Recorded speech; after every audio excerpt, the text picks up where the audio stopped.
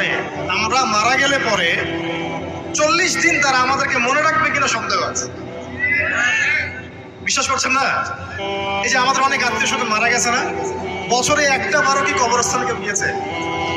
হয়তো যায়, মৃত্যুবার্ষিকী ওই দিন যায়, তাই না? দেখেন আমরা কিন্তু আস্তে আস্তে ভুলে গিয়েছি, আমরা ব্যস্ত হয়ে গেছি। ঠিক একইভাবে তারাও আমাদেরকে ভুলে যাবে।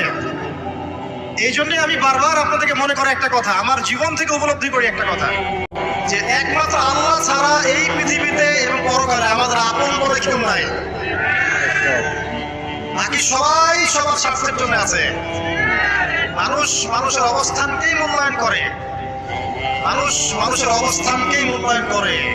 আল্লাহ রাব্বুল আলামিন আপনার ভিতরটাকে ভালোবাসেন। দেখেন আপনি যখন নামাজ পড়েন নাই, আল্লাহ পাক কিন্তু আপনাকে ধ্বংস করে দেন নাই। আল্লাহ পরম করুণাময় আপনাকে হেদায়েত দিয়ে নামাজি বানিয়ে দিয়েছেন। জীবন অনেক পাপ করেছেন,